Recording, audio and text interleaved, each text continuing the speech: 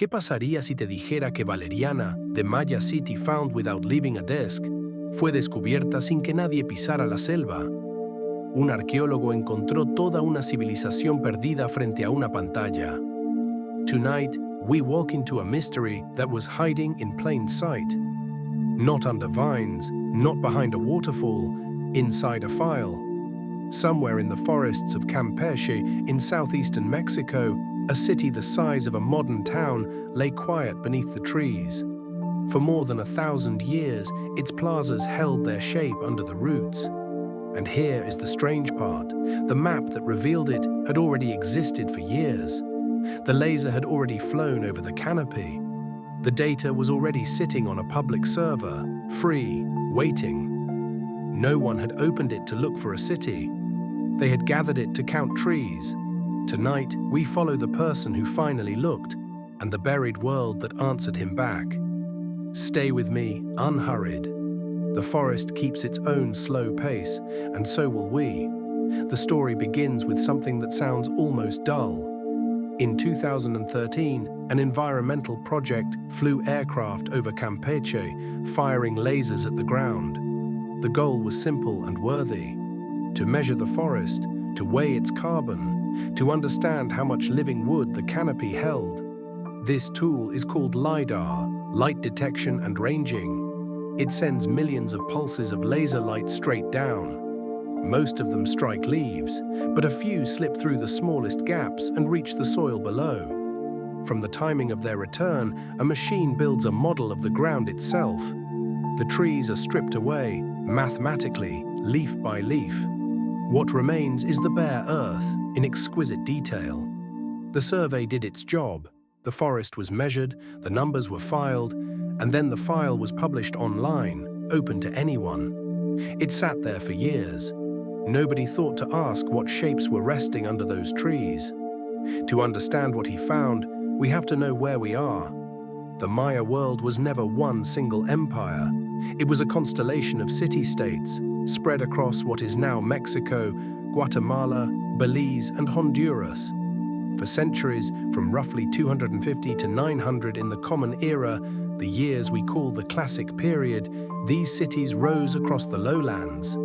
They raised pyramids without metal tools, without the wheel for building, without horses or oxen to carry the stone. They tracked the movement of Venus and predicted eclipses. They wrote in a full writing system, one of the very few ever invented from scratch anywhere on Earth. And in the dense forests of the Yucatan Peninsula, cities grew close together, joined by raised roads. Campeche lay in the heart of this world. We know a great deal about the giants, Calakmul, Tikal, but the forest is vast, and much of it has never been walked by an archaeologist. That is where our city was waiting. Here is what LiDAR did to archaeology. For most of history, finding a Maya city meant machetes, mosquitoes, and months of hacking through undergrowth, often just to map a single ruin. Then the lasers came. In 2018, a survey in northern Guatemala revealed more than 60,000 ancient structures hidden under the forest in one region alone. Almost overnight, the map of the Maya world had to be redrawn. Cities that scholars had walked past for decades turned out to be far larger than anyone had ever drawn them. The forest, it turned out, was not empty at all. It was a landscape that had been shaped, terraced, drained, farmed, roaded, and then quietly reclaimed. But here is the quiet truth beneath it all. Gathering the data is only half the work. Someone still has to look, and there is far more data now than there are eyes to read it. Which is exactly how a whole city can hide inside a file that anyone could download. Enter Luke Auld Thomas. He was a doctoral student at Tulane University, working on the archaeology of the Maya lowlands. One evening, doing what curious researchers do, he went searching online for laser data. Not fresh surveys, but old ones, collected by other people for other reasons entirely. He found the 2013 Forest Survey from Campeche. It had been done for ecology, not for archaeology. He downloaded it anyway. And late at night, while most of the world slept, He processed those old numbers with an archaeologist's eye, asking a question the original scientists had never thought to ask. He was not deep in the jungle. He was at a screen, cross-checking coordinates against old papers, watching the ground rebuild itself before him. Then the contours sharpened. Straight lines, right angles. Nature rarely draws in straight lines. And there, beneath a forest that had swallowed it whole, the outline of a city slowly began to appear. And this is where the ordinary becomes astonishing. What surfaced was not a shrine or a scattered little village. It was a full city. The team later named it Valeriana, after a nearby lagoon. Within the surveyed ground, they mapped thousands of structures. The published study counts more than 6,700 buildings across the wider area. Two dense centers joined together, pyramids rising over enclosed plazas, a ball court, broad causeways, terraces cut into the hillsides for farming. Even a reservoir shaped by human hands to hold water through the long, dry season. This was no hamlet.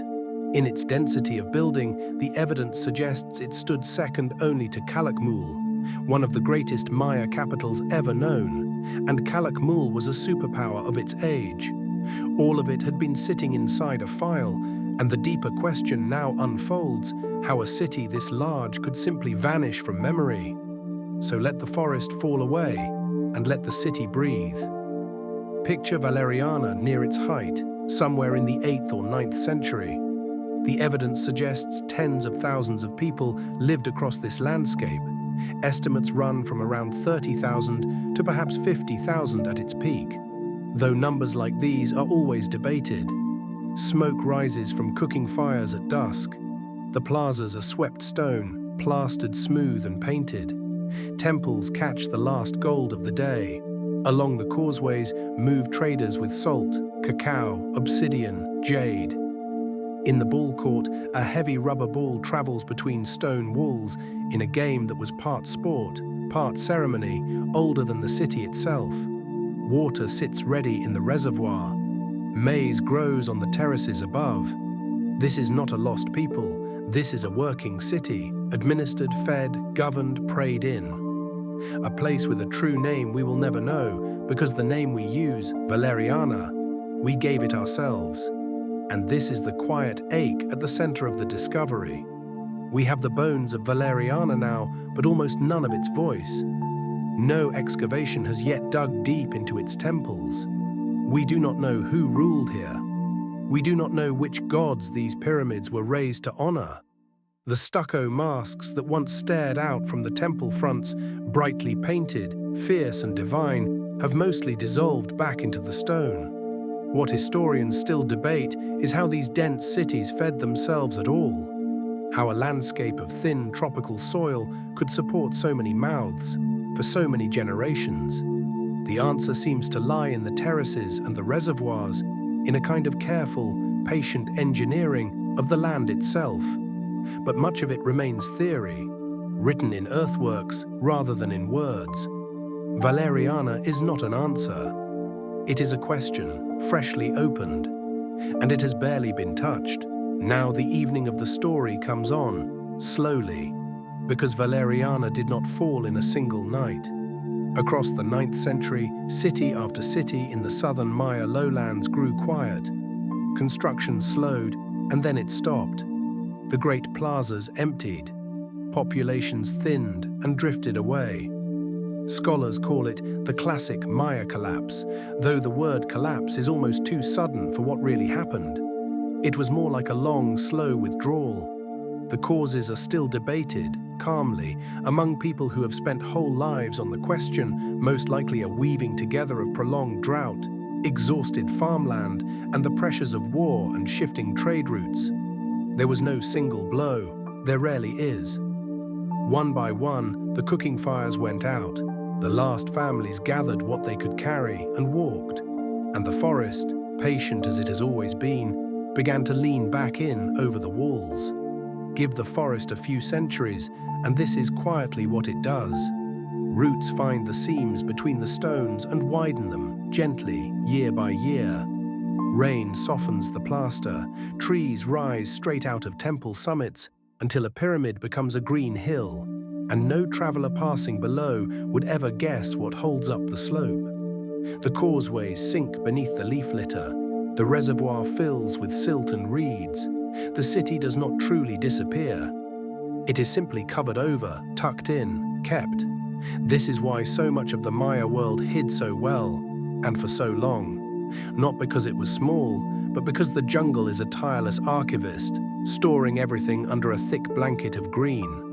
Valeriana lay like this for more than 1,000 years, intact in shape, invisible from the ground, waiting for a light fast enough to see through leaves. And here is the detail that lingers longest. The light that finally saw the city had already flown, years before anyone noticed. Remember, the laser passed over Valeriana back in 2013. The data was processed, published, and left open to the entire world. For years, the map of a lost city sat on a server anyone could reach, glowing quietly on machines that had been asked only about carbon and trees. The city had already been found by the instrument. It simply had not yet been seen by a mind. That is the strange, humbling shape of modern discovery. The evidence now outruns our attention. Somewhere in the archives of science, there are almost certainly more Valerianas already recorded, already saved, already waiting inside files that no one has opened with the right question. The forest kept the city for 1,000 years. The hard drive kept it for 11 more. So what remains tonight under the same moon that once rose over its plazas? The mounds are still out there in Campeche, most of them never yet touched by a shovel. The study that announced Valeriana was published in 2024, and its lesson was never only about one city. It was about how much of the past is still out there, mapped, unmapped, half seen. The greatest discovery here was made by someone who paid attention to what others had set aside. No expedition, no machete, just old data, an old question, and the willingness to look again. Some lost cities aren't buried, they're just unopened. Valeriana has slipped back into the record of the world now, named and counted at last. But the forest around it is still full of shapes we have not read. The map, it turns out, is far from finished. The lamp is still on. The city holds its shape on the screen, patient as ever. And somewhere out there, another map is waiting for someone to simply look.